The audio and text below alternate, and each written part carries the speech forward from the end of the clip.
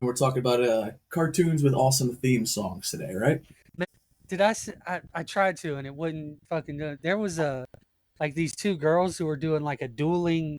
One had a violin, the other one had a bigger violin. I don't know what it was. It's some musical instrument that I'm not familiar with, but it sounded awesome. They were doing like a dueling banjos thing, going back and forth, playing the X-Men 9 theme song. God, it was so good. You know, But anyways, yeah, this show was awesome. the scene at the end of the credits when the two teams are running at each other, right? Mm. Do you remember who is in those two teams in the opening sequence?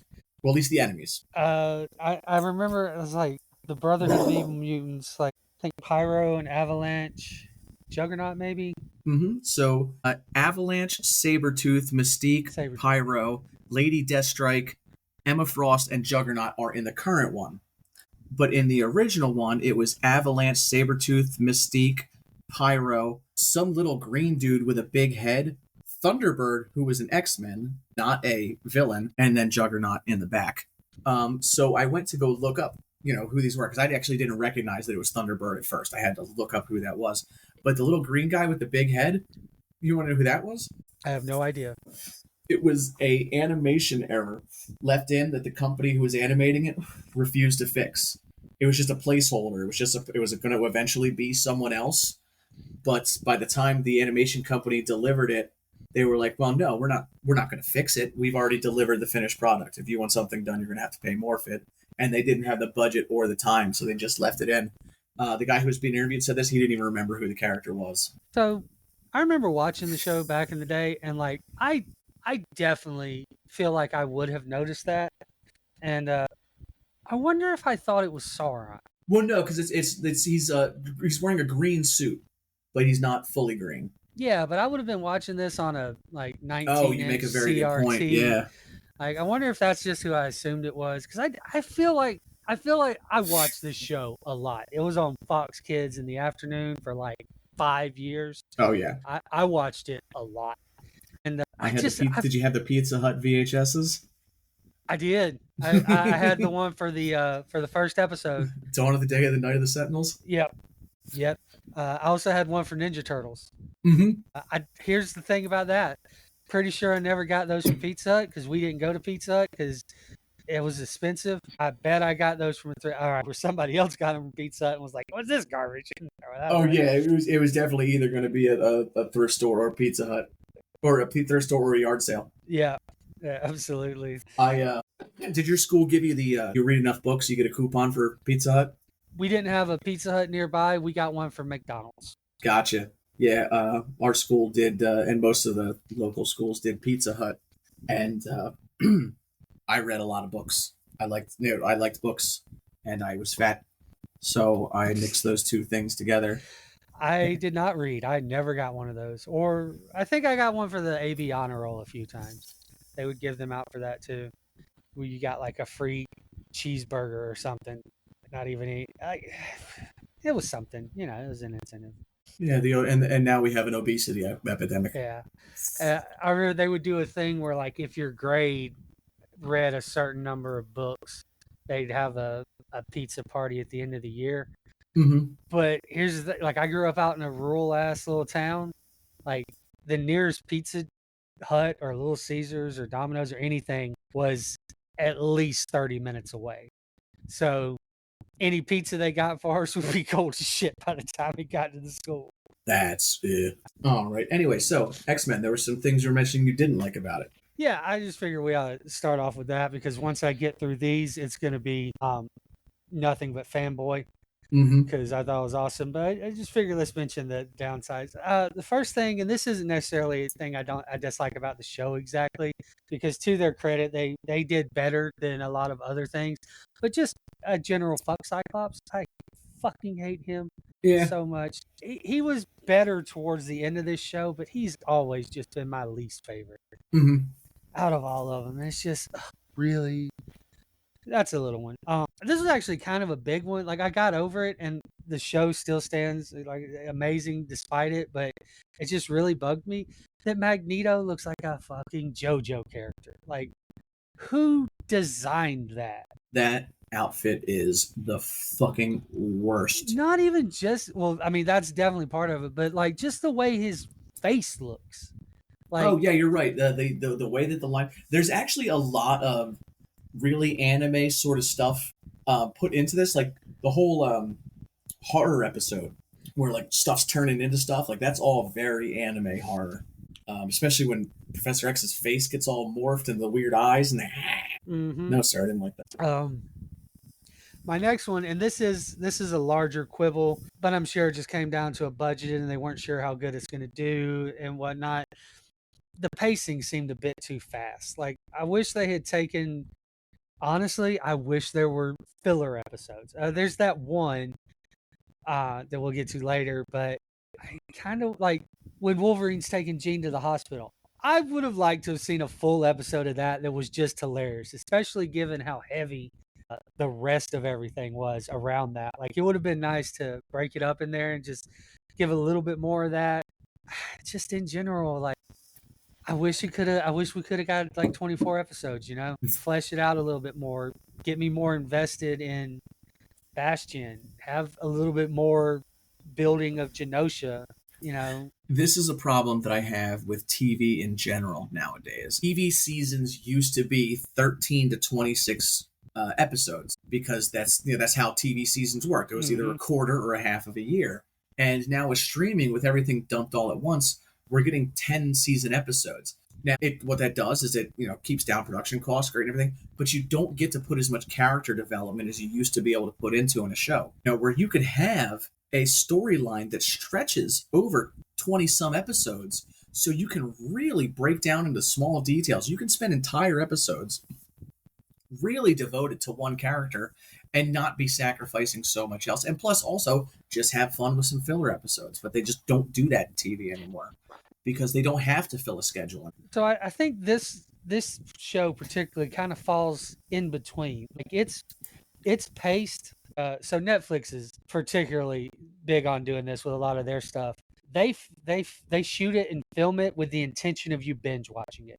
So one episode flows immediately into the next. Like basically, if you took out the credits and the title sequences, you wouldn't know they were two different shows. Like it picks up immediately where the last one left off, and could easily be very easily be edited into a movie. Yeah, it's shot like a 10-hour movie. Mm-hmm. This one is structured in a way that it's like the 90s TV show where it's intended to be watched one episode at a time because they released it one episode at a time, but they sped everything up to make it fit in 10 episodes, and it suffers for that. Like it was still great. I just think it could have been better, and I could have gotten even more invested in everything because like you don't meet the big bad until like episode 7, maybe 6.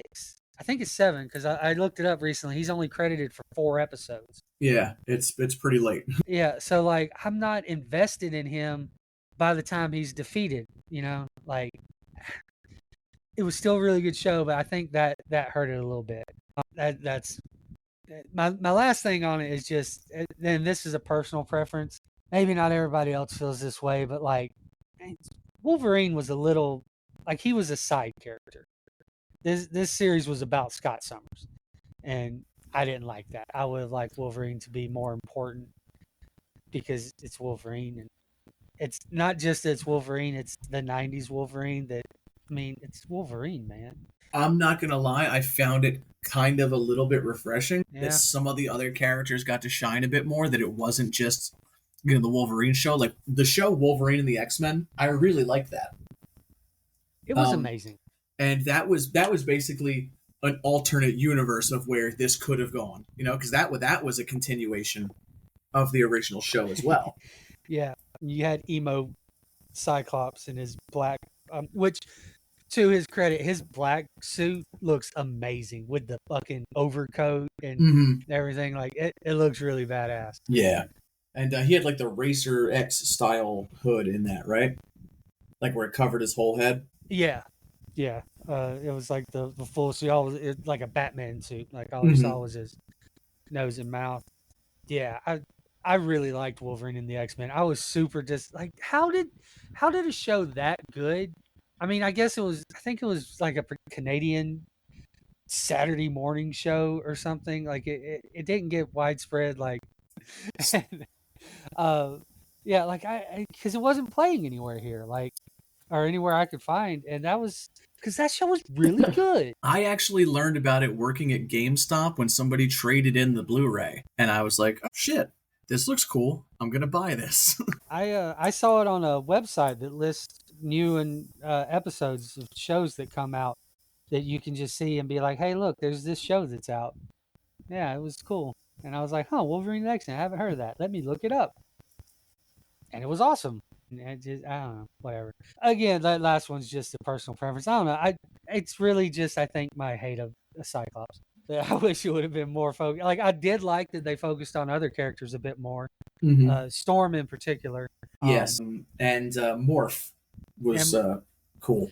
Yeah, but I mean, he was about in the same league as Wolverine on this. Like, he was very much a side character. And also kind of like a little. There are times when it'd be like, "Hey, man, like that's not cool. Like you need to chill a little bit." Which I've got that noted a couple times.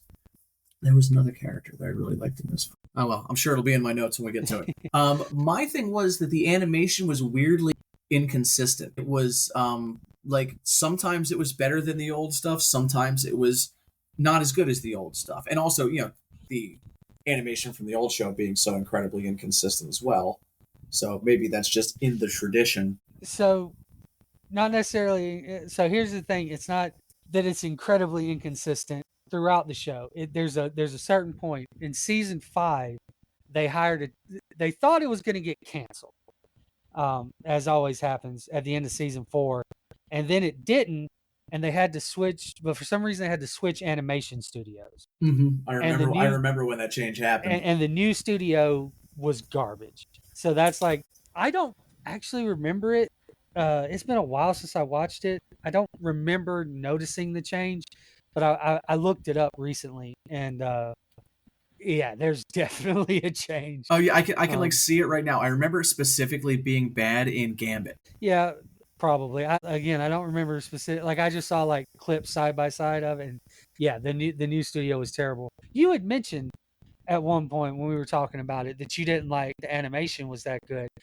I completely disagree. Well, see, that opinion did change along the way. I think there are spots where the animation is just very strange. Like there are certain parts where it seems like certain characters are animated differently. I mean, I can say like Magneto looks like a JoJo character, and then like everybody else looks like normal people. In that case, like or not normal, but like the 97 show or the original show. It was specifically with Jubilee. I noticed it was almost like a time she got like more frames of animation than anyone else. Like she made more gestures than anyone else did. So I think I might know what you mean in that. An example would be like in the episode when they go to the club and she starts dancing. This is pure. I don't know. This is purely speculation on that, but I think it might have to do with they were trying to show her because she was doing her little bursts or explosions or stuff. And the dancing looked weird. The dancing did look very weird. The dancing actually looked almost rotoscoped. Like there was a couple of parts that I noticed. One I noticed on my first watch through that I was like, I didn't feel like arguing about it at the time or something, or maybe I was busy when you mentioned it. I don't remember.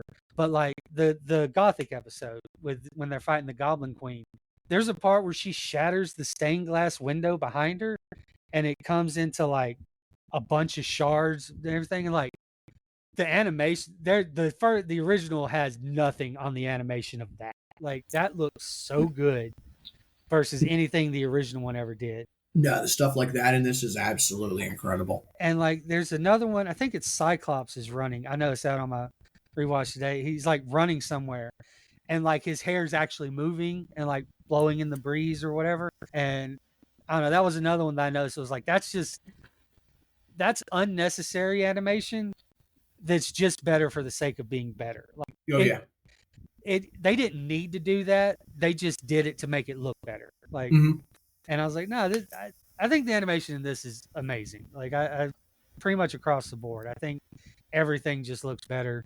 I think I realized one of this is somebody mentioned that there's a lot of mixing between traditional and computer animation in this, and I just think that sometimes it's juxtaposed against itself and looks jarring. So to this, I can see it doesn't bother me, but I can see that. Not kind of, I can definitely see that. To the same point, like when she explodes that stained glass mirror or the stained glass windows, that was so much better than everything else. It seemed out of place, but it looked awesome. So that episode was awesome. I can see that that it being a bit jarring because there is some inconsistency there.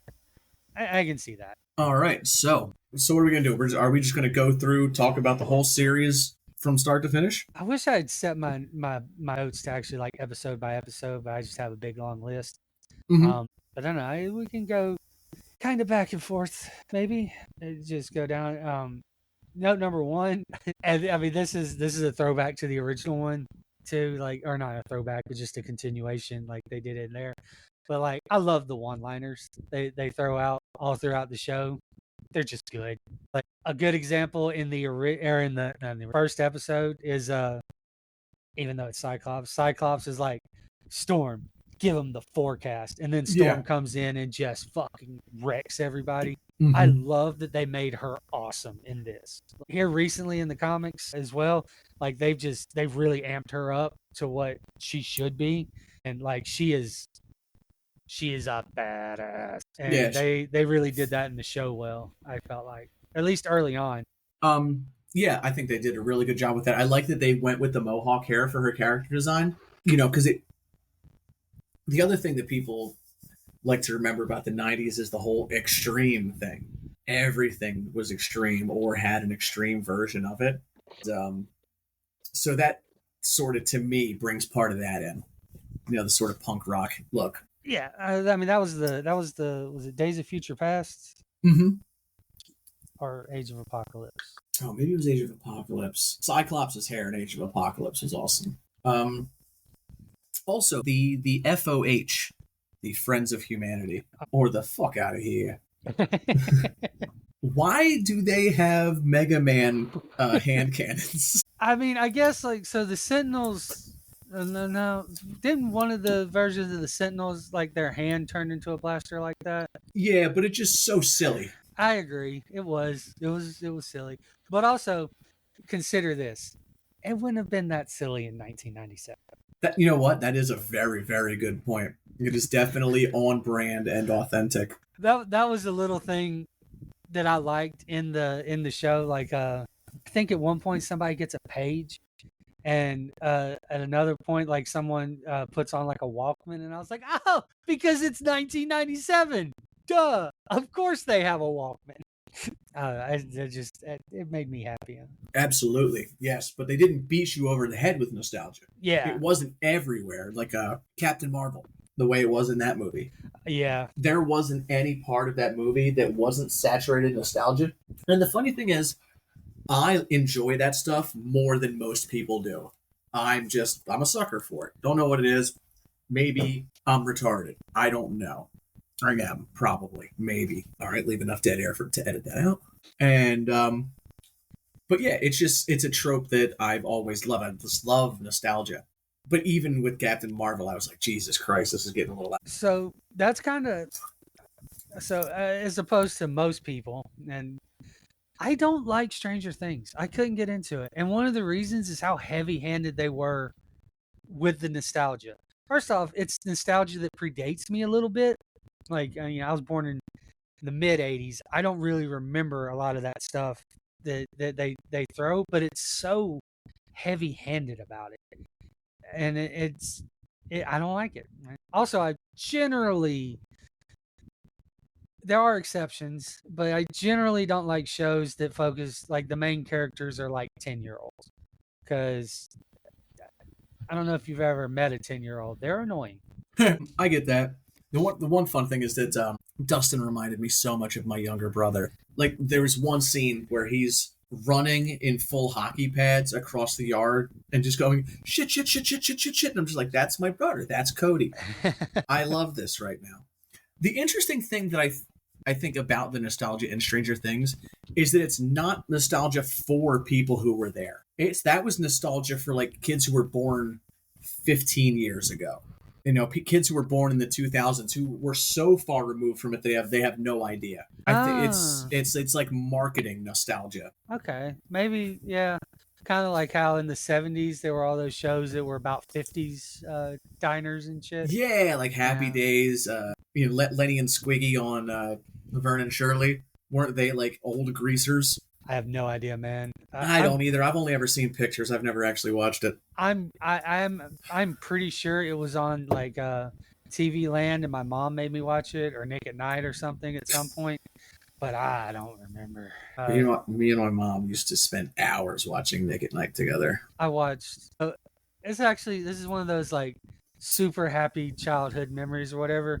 My dad would go out of town every Wednesday night. He had like a meeting or something in like Birmingham, and he'd stay overnight like with his company. And okay, when he was out of town, like we'd go to town, like my mom, my sister, my grandma. We would like go to town, eat somewhere, whatever, maybe go shopping and stuff, and we'd come home and we would watch a movie or whatever. But we would all, for a long time, we would watch Nick at Night, and I would stay up super late, and during the summer at least. During school they wouldn't, but during the summer I'd stay up super late, and we'd watch I Dream of Jeannie and I Love Lucy, and I think the Dick Van Dyke Show was on there for a while. Dick Van Dyke Show, Mary Tyler Moore, and we've watched those till like midnight, 1 o'clock in the morning. I'm saying super late. I was 10, so well, was yeah, super of course. late. Yeah. How about Green Acres? I don't think Green Acres was on there. You know what? That might have. I watched when I was even younger with my mom, so I think I got like the older one. Like, how depressing was it the first time you turned on Nick at Night and saw Full House? I did not know that happened. Oh, that hurt my feelings so bad. Whenever I watched it, it was all black and white shows from back in the day.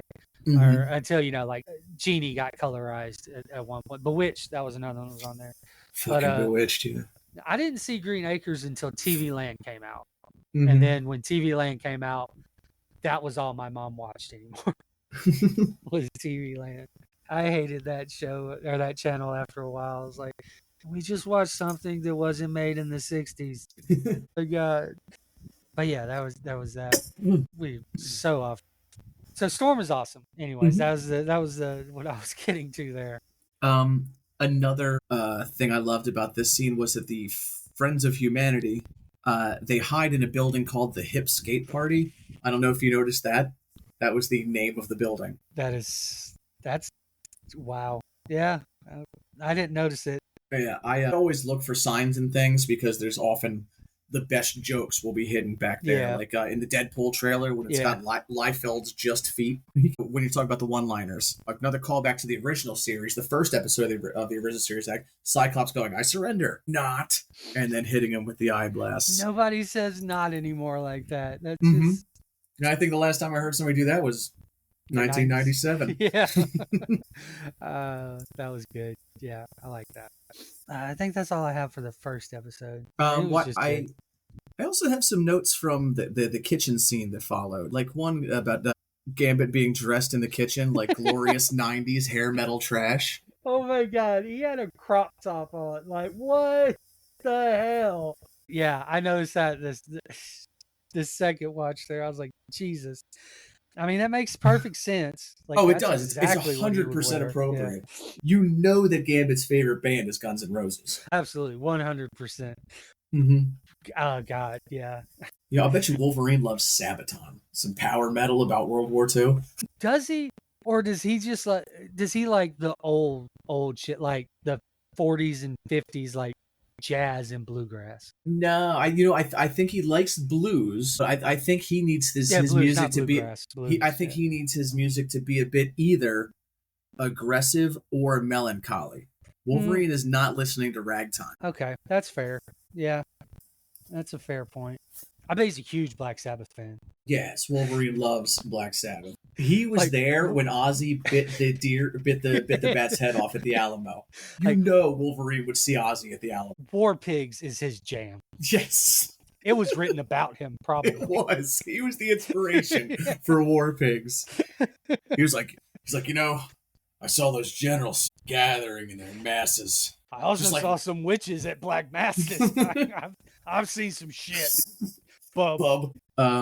Okay, and then also Gambit just throwing explosives around the kitchen. Like, he didn't know that Jean was around the corner I to thought stop that from exploding in Scott's face. I thought about that too. Like, yeah, he didn't know that. He was just throwing a bomb at Cyclops. Mm-hmm.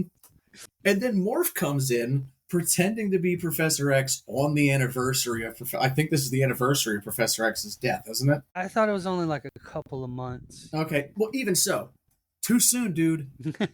Too soon. It's Morph, man. He's been through some shit. He lives on that type of stuff. No, really, he is. I mean, like, you've heard me. I make the darkest joke and the whole room goes quiet and I go, oops. So the difference between us is I don't go oops.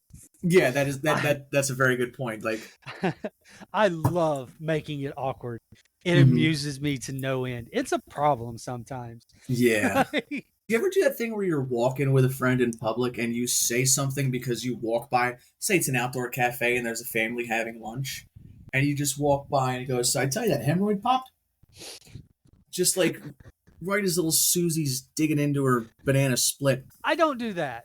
I don't do that because I don't like to do it to strangers. Like, I don't want to ruin their day. Well, I only do it when I'm comfortable with people and they'll understand that I'm not actually a psycho. Yeah, I mean, I might actually just be I'm from New Jersey. What do you expect? Okay. So another thing I was curious about is Dr. Cooper, right? The lady from the UN.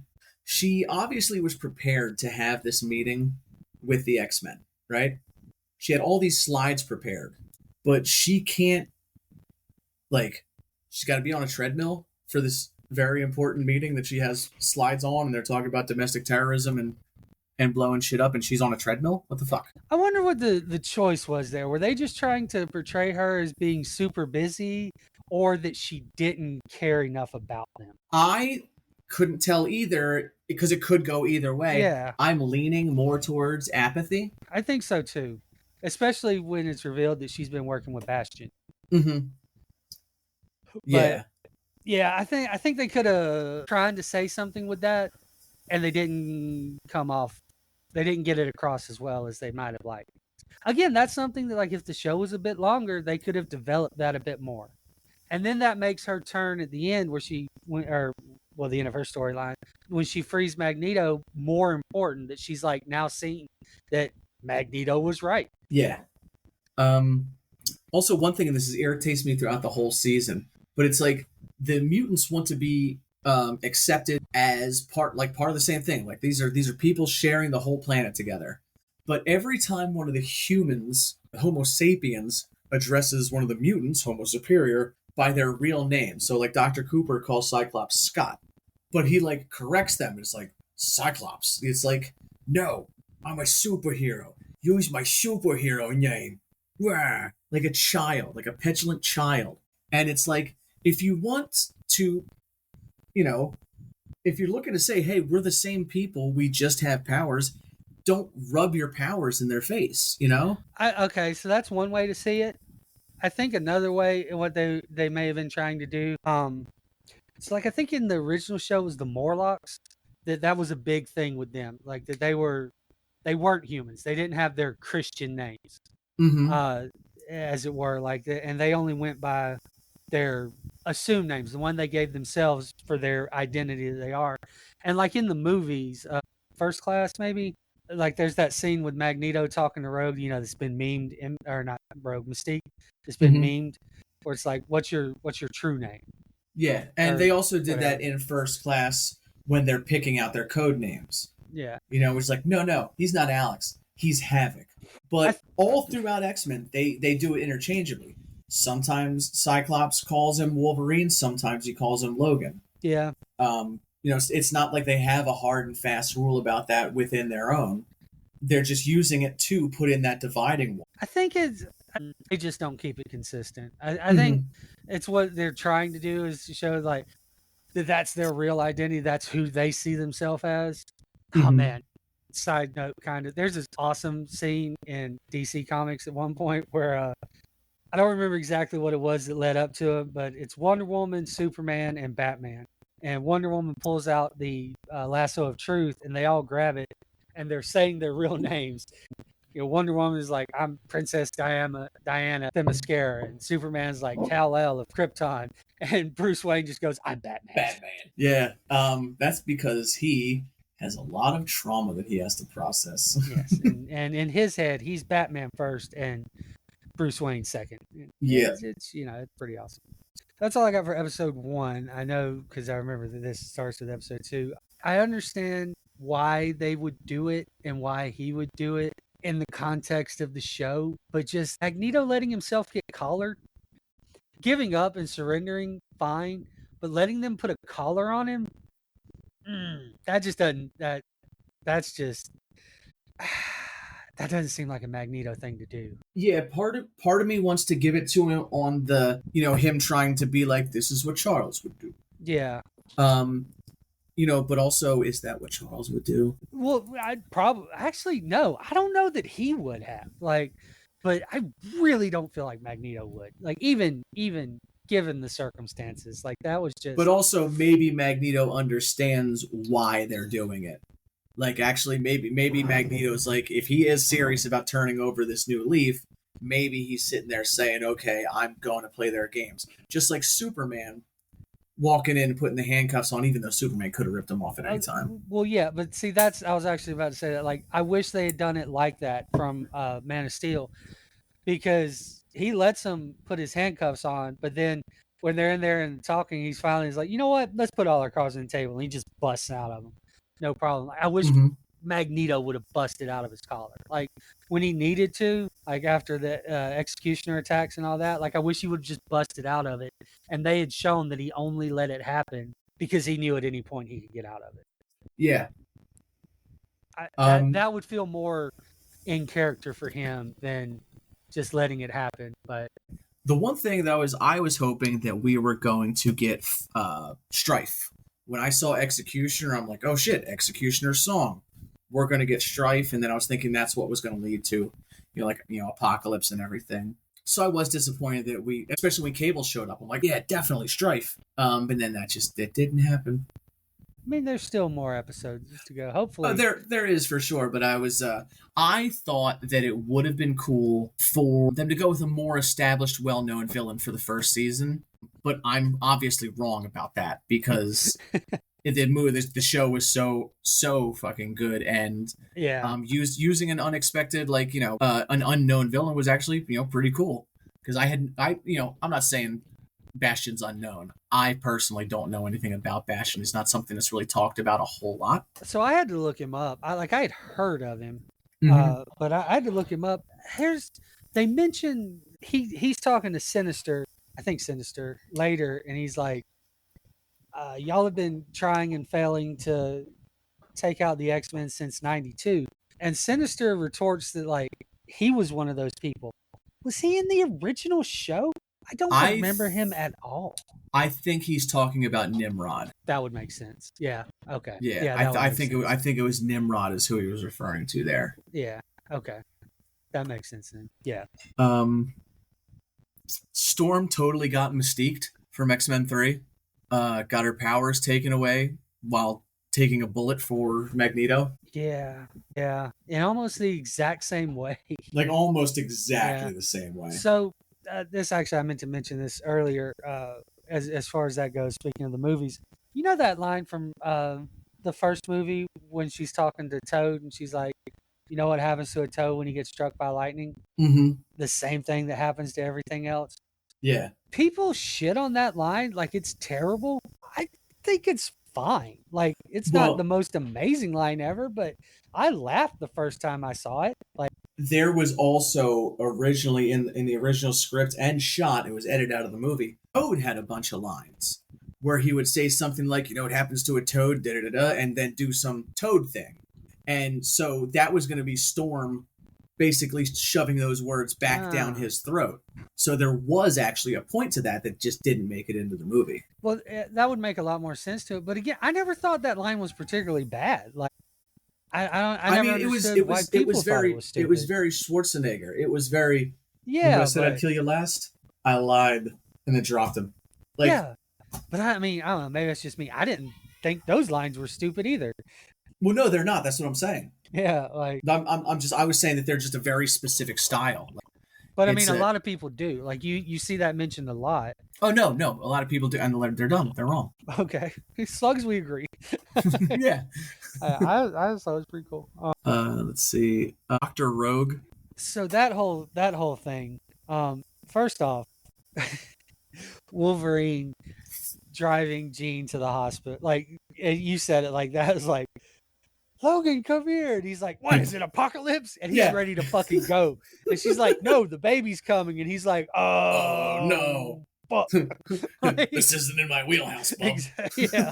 But like, I could have done with an entire episode of him trying to get her to the hospital. Like, Oh yeah, just completely change the genre. This Yeah. is now an episode of Any fucking 90s King of sitcom. Queens. Yeah. You Like, know, dude, Logan is now Kevin James. like I could have got down with that. And like Mhm. they get there and like the doctor being like, we don't do mutant births. He kind of has a Yeah, valid he point. does, right? Like especially, you know, if it had been somebody else, I'm trying to think of, if it had been Dazzler, right? Somebody who's very much like a C-list, not very strong, it would have made more sense. But like Jean, if she goes, like if she really loses her shit, there was a Mhm. whole like thing about her constantly having to control her powers because she would just rip everything apart. As I'm told, childbirth is pretty intense. Like it kind of makes sense that like a normal hospital would be like, you're a danger to everyone here if Mhm. you lose your shit.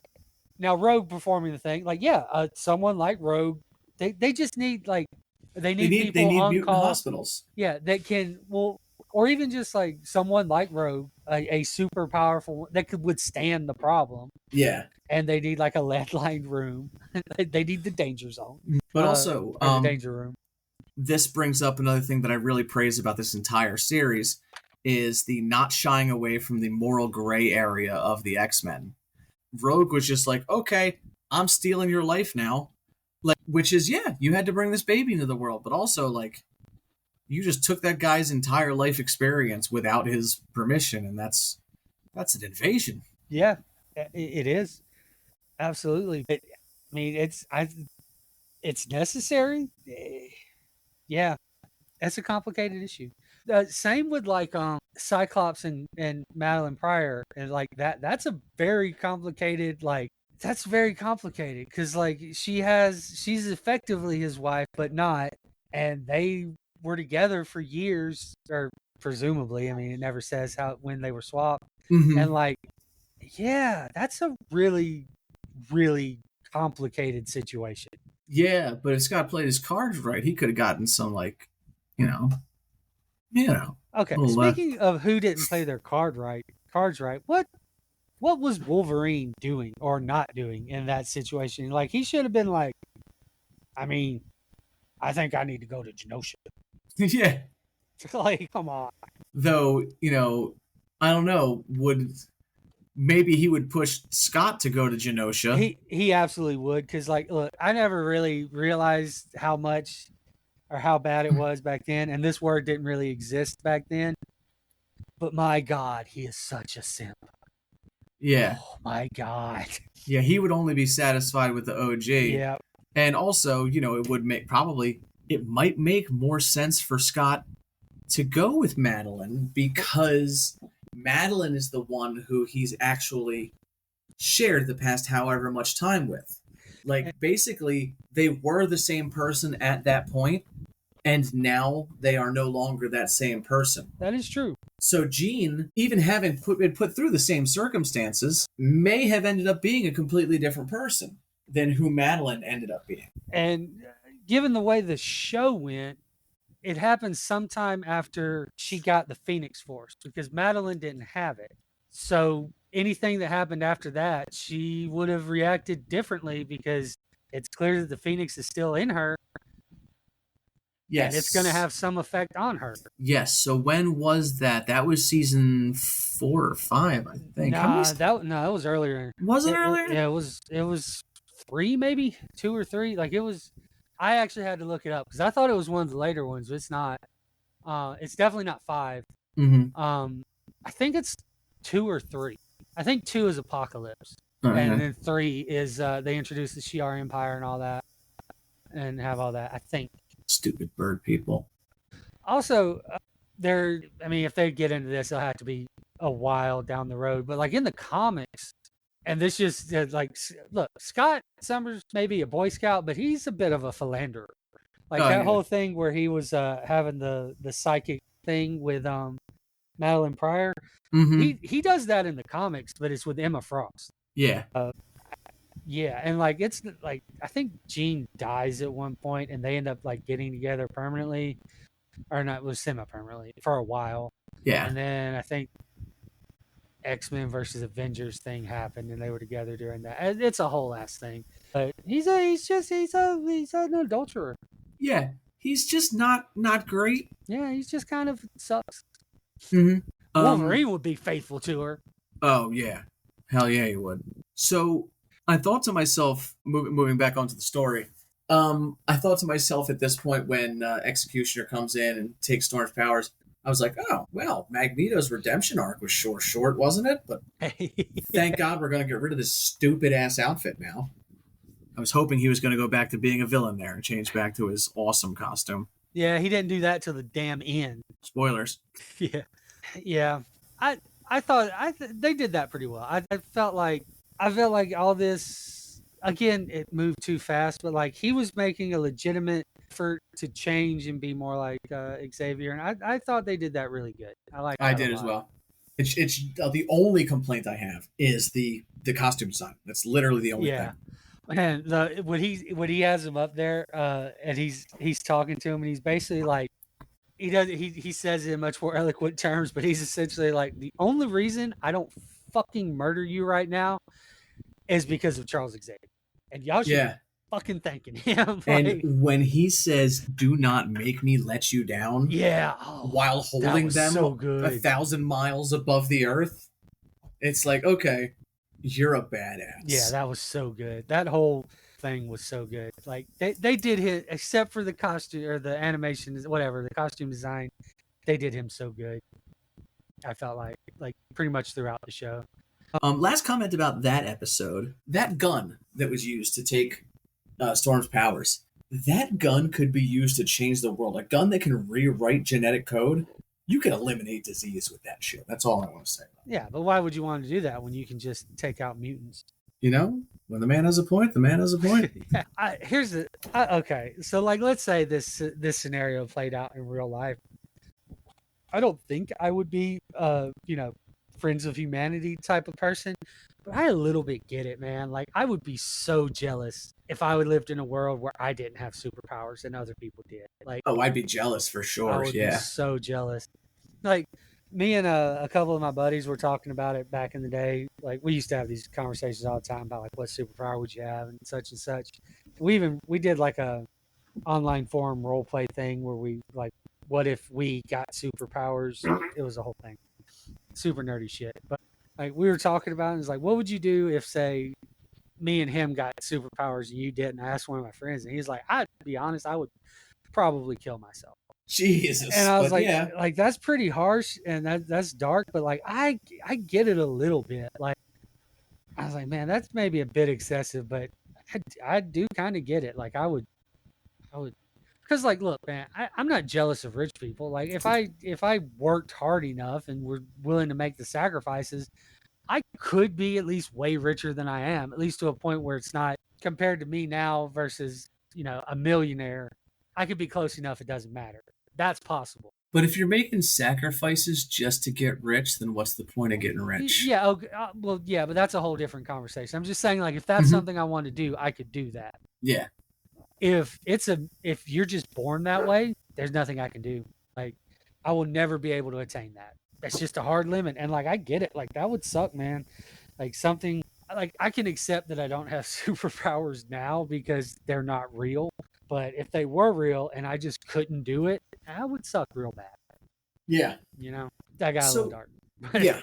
So why does Mr. Sinister always he always feels like he should be cooler? I have a note for that, like way farther down. He hasn't shown up yet. Yeah, no, he did. Yeah, he did. Yeah, well this is where he shows up. Yeah. So right before that, just a note on that: Cyclops charging up Bishop was so fucking cool. Oh yeah. Like, yeah, it was.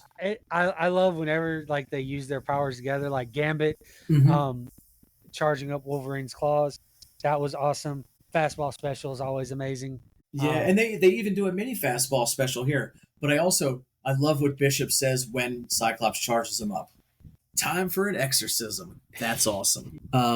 Also, the intense body horror in that whole scene. You know, things morphing into each other. Like I was mentioning earlier, the horrible being behind the wall when Beast opens the door and just goes, "One of us is in the wrong place right now." I love that so much. What was it? One of us is in the wrong place right now. It was something like that. But One of us has the wrong floor. One of us has the wrong Something floor. like Yeah. that. Yeah, it was that was awesome. I like that a lot. Also, the Goblin Queen. The Goblin King. Wow. What can we say about the Goblin? That outfit was something special. That outfit was something special. I noticed that the action figure has less exposed skin, that's great. and I think that's hilarious. That was just cool. I enjoyed the whole thing.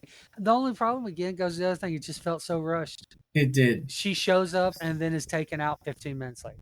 So, I did think that it was silly that she was called the Goblin Queen. I didn't really understand that. But I started doing some things. Like, I remember there's a second edition D&D monster, which I know, hey, we're not talking about D&D this time, but hey, it's another D&D episode. But it was a telekinetic goblin called the Mind Goblin. What's a mind goblin? Mind Goblin means nuts, bitch. You son of a bitch. You son of a bitch. Oh. So, anyway, yes. Morph is a cameo king. Yeah. The characters that he turns into through this whole thing, which I have a whole list later on, but I know right now he turns into Magic, which they're watching this probably have no idea who she is. I only know who she is because I played the Marvel Midnight Suns game that came out. That's the Viking one, right? No? No. Oh no. She had the horns on it. But she's Russian. She's actually the queen of Limbo.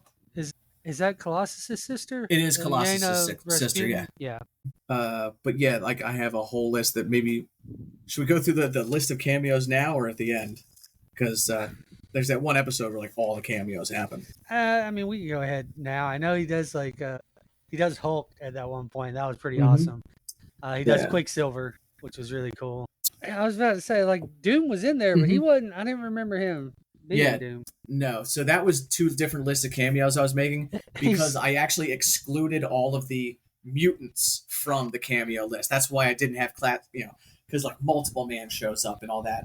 But I figured they're not really cameos; they're just background appearances that belong within the property. Yeah, he did Spiral, that one scene, which I thought was just awesome because he was like, everybody who such and such raise your hand, and then he turns into Spiral and just raises all 6 hands. I must have missed that joke, but that's awesome. It's first or second episode. It's pretty early. It's before she actually shows up in the Mojo episode. Which Mojo episode, awesome. But yeah, so back to the part. Morph is cameo king. You can put anybody in this because Morph is there, and I think that that's just a fun fact about Morph. And like, I'm really glad they brought it back because of that. Yeah, he does Psylocke during the Executioner fight, I think. So Sinister, you mentioned him and how he's kind of lame. So we were having the discussion the other day. He's like Kang the Conqueror, but he's a better version. I like him more, but it's the same thing. It's like he's billed as this super like arch nemesis, but he shows up and immediately gets his ass kicked every time. Like he is only good when he's pulling the strings behind the scenes, sending Morph out to fuck with everybody, shit like that. But like as soon as he shows up, Cyclops blows a hole in him, and then he retreats like a bitch. Like, yeah, it's the same thing with Kang. Like, Kang supposedly does all these amazing things, but as soon as the Fantastic Four show up, they kick his ass in about 7 seconds and send him on to another timeline. Kang sucked so hard that even his real life actor's life got ruined just so that Kang didn't have to win a fight. Man, we were talking about that at work the other day. Like, I'm so glad all that happened because now maybe they won't make him the next big bad because I really didn't want them to make him the next Thanos. Like, he is not a good enough character for that. Can I just say about that? Jesus Christ, man. What? Being glad that he went to jail just so that you don't have to have an ex to have the wrong villain. Well, he did it to himself. He did do it to himself. But I mean, by saying that you're glad that it happened means that you also have to be glad that this woman got beaten. Well, I'm not glad about that. I'm just, No, but I get what you're saying. I don't think that he was a good choice. And I saw one person did a video of how Doctor Doom should come in now. And how you could be not that Doctor Doom was responsible for everything that happened along the way, but you could show how Doctor Doom was involved in the background at certain points, building up to where he is as powerful as he is today, where, he's about to do something, him and Latveria about to go batshit crazy. Man, I love Doctor Doom in the comics. And he was okay in like the first Fantastic Four movie, and he's such a good character. But I just don't think they'll do him good on screen ever. Like not really. They won't do him justice. Rather, well, for the rumors that I've heard about what they're going to be doing with him, I think that maybe there is some chance. The problem is going to be making it visually look good. Okay. So, given our previous conversation, this may sound crazy, but you know who actually I think could pull off a really good Doctor Doom? Who's that? Christoph Waltz. I think he could actually do it pretty good. That would be interesting. Let's see. There was an actor that was rumored to be playing him, and it was also rumored by leaked from Howard Stern that Howard Stern was going to be in the Doctor Doom movie. No, they actually did officially cast Doctor Doom now. I do not agree with the Fantastic Four casting choices. I haven't seen them. I don't know. Pedro Pascal is playing. Oh, God damn it. Yeah. He's playing who? Reed. Yeah. No. Oh, okay. So here, some of the rumors is that Giancarlo Esposito would be playing Doctor Doom. Cillian Murphy is also apparently on the top list, as well as Mads Mikkelsen. But also, it'd be weird for Mads Mikkelsen since he was already in Doctor Strange as Caecilius. I don't know who that person you said playing Doctor Doom is. Giancarlo Esposito, Gus Fring from Breaking Bad. Okay. What? Yeah, there's also been rumors that he was going to play Professor X. What? Yeah. Or maybe not Professor X. No, he was Magneto in something. What? Yeah. You know who would make a good Magneto? Who's that? Christoph Waltz. That's a bingo. No, I'm joking about that. I don't think he'd make a good Magneto. But no. Who would make a good Magneto? Sam Elliott. Sam Elliott would make a fantastic Magneto. Got my Brotherhood of Mutants here. No, honestly, and on the big screen, not this Magneto, not from '97 because he's not a JoJo villain, but fucking like, who are they going to do better than goddamn Ian McClellan? Yeah, no, seriously. You know what? In 1997, a good choice would have been Rutger Hauer. Yeah, okay, I can see that. But I also think that that's why they were talking about names like Giancarlo Esposito for characters like Professor X and Magneto, because you're never going to do better than Patrick Stewart and Ian McKellen. Yeah, you're just never going to do better than those two pieces of casting. I mean, the two guys that got to play him in '97, whose their names escape me right now, they did good for younger versions. Like, they weren't terrible. Oh, First Class, McAvoy and Fassbender. Yeah, like they did good in those roles. I didn't hate them, but I mean, I loved Fassbender. Yeah, I agreed. I thought he was really good. But as old, mature Magneto and Xavier, yeah. No, you're kind of that's a good point. Like, they might as well just not try to recapture that, like to go a different direction. Yeah, I mean, unless they're bringing back McAvoy and Fassbender. If they're going to bring back McAvoy and Fassbender and do a young X-Men or younger X-Men, because I mean, that'd be fucking cool. Yeah, I could work with that. We'll see how it goes. The goddamn hype is real for Deadpool. and Wolverine. Yeah, we're way off track. Yes, we are. Back up to it. So Sinister versus Kang, that was my point on that. Yeah, they're just like Sinister should be so much better than he is, and he's just never is. And there's just kind of where that ends. My next point. So this isn't the right term. I can't remember what it is. Maybe you can help me on this. So Jubilee in the original show was like, she wasn't a self-insert. That's not the right word, but she was the character that was put there for everyone to do exposition at, right? And explain the world. I always have just called that the Winston. Sure. Because the Winston from Ghostbusters. Okay. Audience POV. Yeah. So that's what she was in the first one. But also, like, I don't know. I don't like her growing up and getting a boyfriend. It makes me feel a way that I don't like. You know, it makes me feel old, is what it makes me feel. Yeah, kind of. And I'm like, I don't know about this kid here talking to my Jubilee. Like, not in a creepy, in a protective father way. Yeah, exactly. Like, she's like my little sister. And I don't know about this young boy showing up at the house. Mm-hmm. And it made me feel a way that I didn't like. Yeah, I can dig it. I also, what is up with Wolverine throwing the shade at Hank, like calling him the Blue Rogaine ad? Like, it's like, what the hell, man? We were just about to sing Happy Birthday to Jubilee, and you're just talking shit. Yeah, that was a little odd. That seems like something like Morph would say. Mm-hmm. Yeah, like that didn't really make sense. I don't know. I remember that also thinking that was weird, but you know, if they were looking to get good PR, it might be a good idea for the X-Men to go to Dave & Buster's for the day and just have a nice, innocent, happy birthday for Jubilee.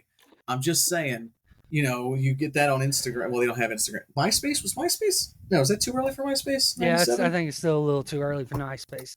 Well, there's going to be some little paparazzo or some shit that's going to sell the pictures to J. Jonah Jameson. Yeah, all over the bulletin boards. All over the bulletin boards. The RSS feeds or whatever. Yep. The news groups.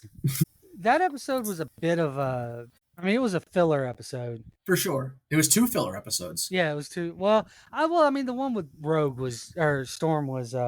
It was less filler, but it was still tangential to the main story. Like, you know, we didn't need to see it, is what I'm saying. It's like there was nothing in there that we learned that was key to it was the B plot, is what it was. But the Motendo game, completely filler, didn't need to be in there, was an amazing choice to add it. That was so much nostalgia feels. And like, not just of the X-Men game, but also the one shot where you see the skyscrapers going up and the Sentinels come down and land over the manhole. That's the shot from the Teenage Mutant Ninja Turtles arcade game right there, where it says Hulk, mutants. Like, that's the shot from the beginning of the first arcade game. Huh. I didn't catch that. And then there's another shot where the Sentinels are all different colors. Those are the same colors from the 6-player arcade X-Men arcade game back in the day. There's also different backgrounds, like the Savage Land backgrounds were the same. They put in different models, like all of those pterodactyl monsters looked like Sauron in the original game. But in this one, Sauron was just his one own individual, and then there were other, pterodon monsters. Yeah, I just, you know me in video games. I don't really like the way that Mojo called Jubilee Dirty Girl. That kind of made my skin crawl. I don't know how you felt about it. Yeah, and that's back to, like, this is Jubilee. Like, we protect her.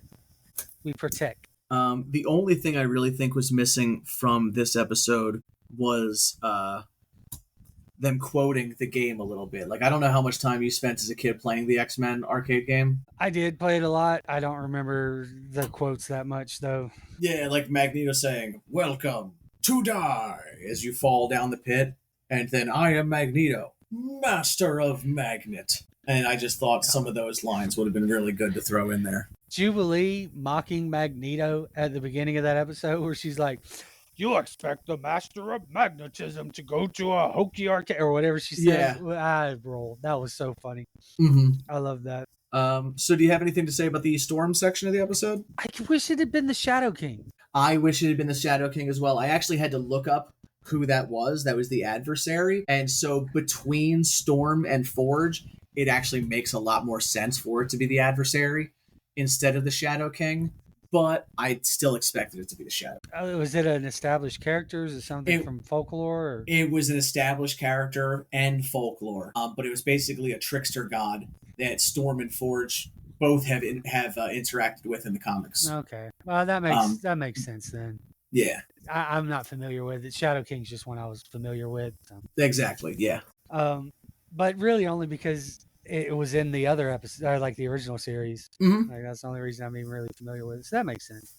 They pulled a lot of stuff out of the comics that they just jammed in here. They did. I was impressed with some of the deeper cuts. Which gets into the next episode then. So before we get into when shit goes down, Rogue. Yeah, my first note for this episode is this is a fucking bummer. So Rogue and Gambit, fucking what anybody else says, they were a bigger will they won't they than Ross and Rachel ever were. Okay? Oh, it was absolutely. a way better story. You are 100% right about that. Yeah. Like, fuck that. And I didn't even watch Ross Friends, so can't even compare it. But still, no. I don't think I've been invested as much in any real life relationship even I've had as I was in Rogue and Storm. Yeah. Rogue and Gambit. Yeah. Yeah. Ah, man. No, Rogue and Storm would have been cool too. I mean, yeah, especially when I was watching this shit.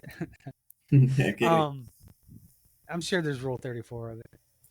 So the whole thing with Genosha, I mentioned this to you. Like that one's interesting because that almost came like scene for scene from the comics, except that it was Cassandra Nova that did it. Mm-hmm.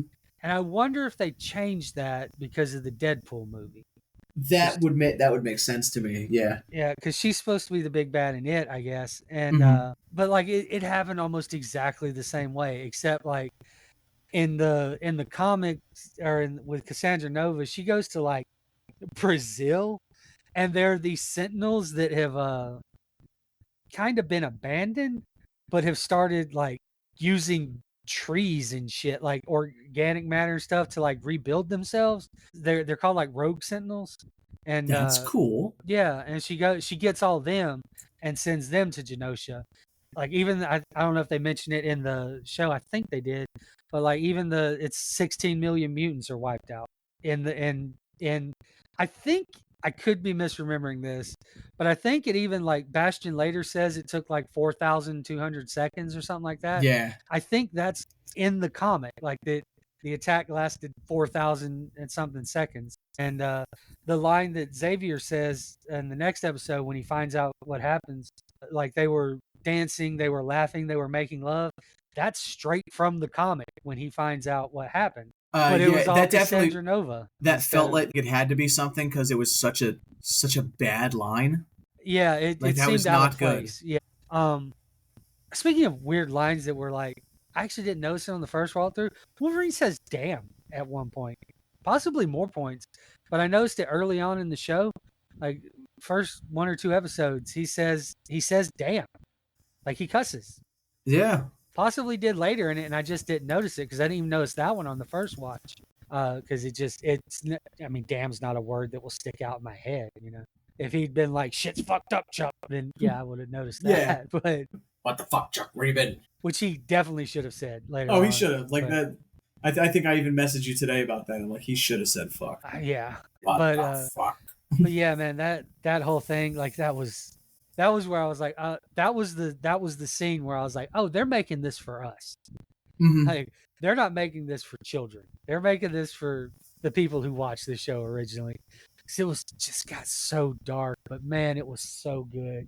Like all right. My notes on this are Rogue beating wholesale ass in a ball gown was awesome. Mm-hmm. Like I love when she goes off because they never they established in the original show that she was super powerful. Yeah. But they never really did that much with it. Well, do you know why? And I just thought of this right now. It's because the gloves were off. Yeah, the gloves were. In fact, it's like she had at that point she had nothing to lose, and the only thing she wanted was revenge at that point. But yeah, man, like everything she did, like it was so good. And then Magneto whipping I don't know if that was a mother mold or what it was supposed to be. It wasn't a master mold. The big ship, Yeah. like Magneto whipping it with a fucking train. Yeah, that was awesome. That was so good. I wonder how many people died on that train. I had that thought. I feel like they evacuated it. I sure Because hope it would so. have it would have all been mutants, and Magneto wouldn't have. No, he killed absolutely would not have done that. So before that part though, I have the whole thing with Rogue saying goodbye to Gambit there. I don't want to talk about this.